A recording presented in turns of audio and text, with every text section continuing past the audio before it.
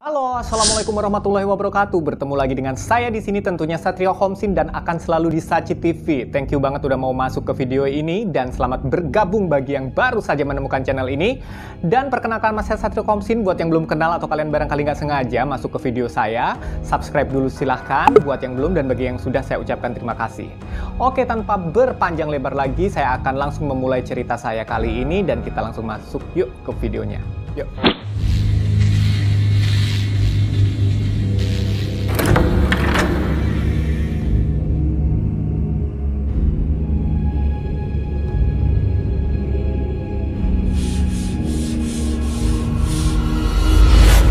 Cerita kali ini saya akan mengisahkan sebuah cerita teror hantu yang terperangkap di dalam manekin sebuah salon kecantikan. Sebuah salon yang memiliki langganan yang sangat banyak, cukup terkenal di kotanya, yang merias pengantin-pengantin tradisional maupun internasional. Pokoknya gitu-gitulah ya.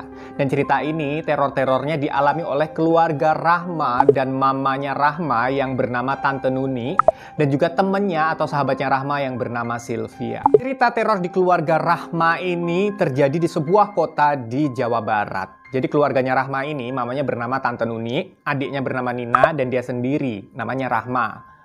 Dia ini menempati sebuah rumah yang besar, sederhana, maksudnya besar dan sederhana itu adalah rumah bangunan lama gaya Belanda gitu, yang tempatnya tuh ada di pinggir jalan. Dan karena tempatnya ada di pinggir jalan, dan kemudian Tante Nuni, si mamanya Rahma ini memiliki bisnis salon, jadilah depan rumahnya itu, sisi depannya itu dipasang berderet etalase gitu. Nah di etalase itu dipajanglah beberapa manekin-manekin yang dipakein pakaian pengantin tradisional ataupun modern gitu, ataupun internasional yang putih-putih kayak gitu loh.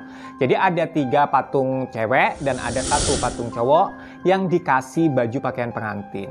Nah, Rahma sendiri menempati di satu kamar yang ada di bagian belakang posisinya. Di situ kan ada 3 kamar ya, FYI. 1 kamar untuk mamanya Rahma, Tante Nuni, 1 kamar lagi untuk adiknya si Nina, kemudian 1 kamar untuk si Rahma. Pada suatu ketika, pada suatu hari, Rahma ini kan memiliki teman nih namanya Sylvia. Nah, Sylvia ini disuruh atau dipercaya untuk menjadi pager ayu di sebuah pesta pernikahan saudaranya. Nah, kebetulan pesta pernikahan tersebut, salon yang memegang eventnya itu adalah salonnya Tante Nuni, mamanya Rahma. Jadi yang make up pengantin, ya baju pengantinnya, yang make up pager ayunya itu adalah mamanya Rahma. Nah, karena si make up ini akan dimulai pukul 4 dini hari, jadi sebelum sholat subuh mereka tuh udah harus ada dan berkumpul di salon ya, di rumahnya Rahma. Nah, si Sylvia ini memiliki kebiasaan susah bangun pagi, dia bangunnya selalu siang. Nah, karena dia merasa ini salonnya mamahnya temennya, ya dia akhirnya memutuskan untuk menginap saja di rumahnya Rahma malam itu. Hari itu Sylvia sampai di rumahnya Rahma itu jam 7 malam. Karena mereka ini memang bersahabat, udah lama banget mereka bersahabat sejak dari SMP gitu kan ya. Dan mereka ini bertemu sama-sama cewek, biasalah biasanya kan ngerumpi, ngobrol, gosip sana, gosip sini, kanan, kiri, ngomongin orang apalah segala macam, ngomongin teman-temannya segala macam, pokoknya intinya gitu ya. Akhirnya dari jam 7 itu nggak terasa mereka ngobrol tuh sampai pukul 21.30 malam. Atau sekitar setengah 10 lah ya kita ngomongnya ya. Nah, karena udah malam, makanya Tante Nuni itu menyuruh mereka untuk segera tidur. Nah, karena subuhnya kan Sylvia ini kan harus segera di make up tuh sama si Tante Nuni kan. Akhirnya mereka pun tidur.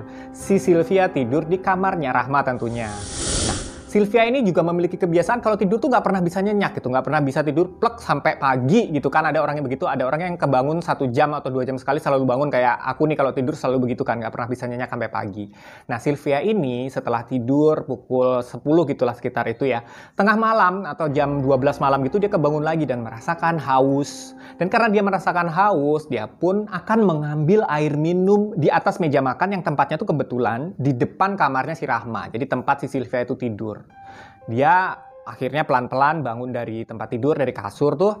Dia melangkah pelan-pelan karena takut mengganggu si Rahma yang lagi tidur kan. Dia buka pintu kamar, dia mau keluar ambil air minum. Tetapi mendadak dia harus menghentikan langkahnya karena dia terkaget. Karena dia mendengar suara anak kecil yang tertawa cekikikan. Terus berubah lagi dia nangis, sesenggukan, terus cekikikan lagi, pokoknya gitu. Dan suara itu berasal dari dalam kamarnya Rahma. Di belakangnya dia, kan dia dari dalam kamar tuh buka pintu mau ke meja makan. Dari belakang, terus dia berhenti, nengok kanan kiri, kanan kiri.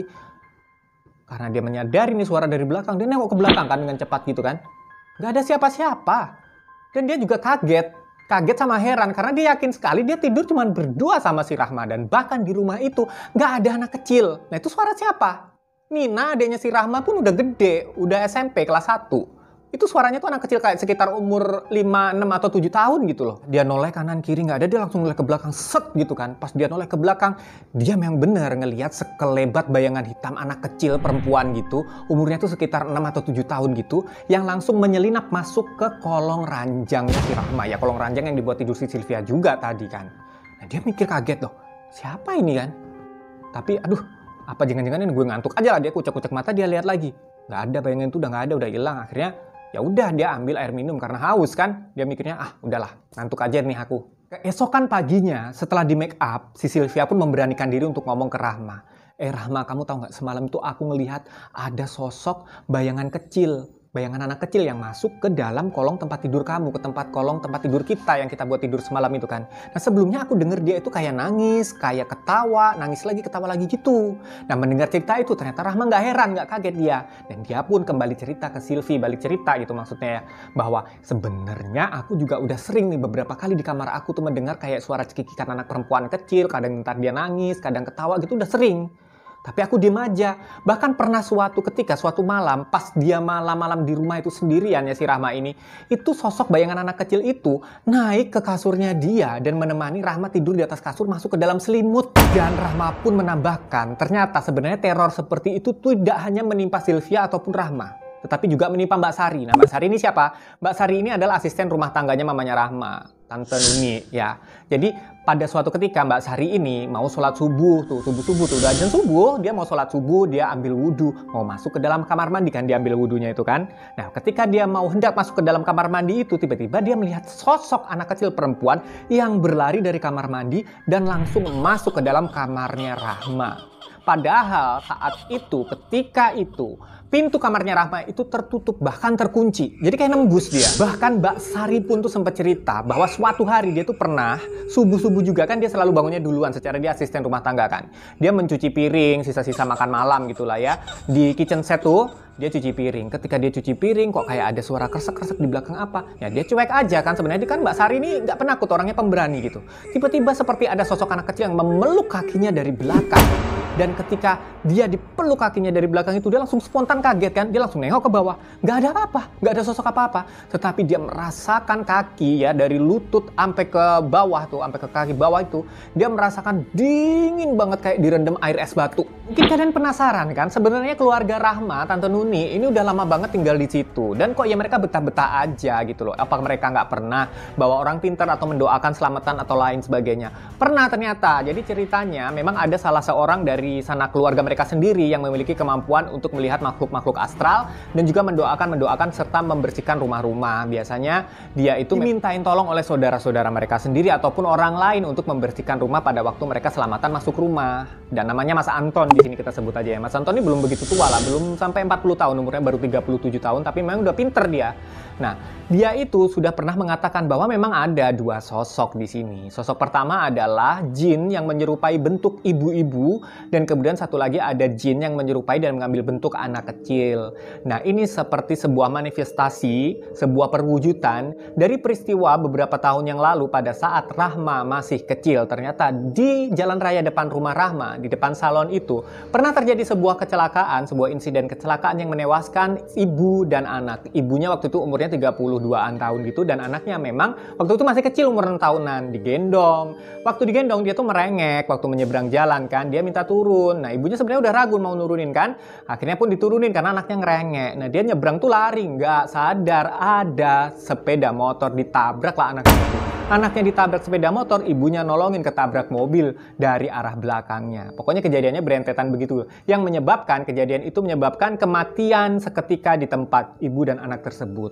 Nah konon katanya Mas Anton, jin ini mengambil wujud antara ibu dan anak ini untuk bergentayangan di dalam salon ataupun di dalam rumah.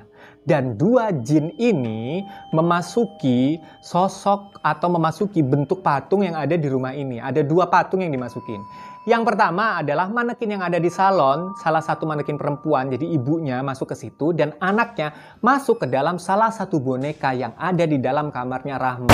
Nah, boneka apa sebenarnya? Rahma itu nggak pernah nyimpen spirit doll atau spirited doll atau apa gitu, nggak ada. Boneka biasa dia beli di pasar gembrong yang kayak gitu-gitu. Tapi memang ada boneka dan bentuknya itu sebenarnya boneka kayu, bukan boneka cantik yang sekarang kayak kalian lihat luktep-luktep gitu, enggak.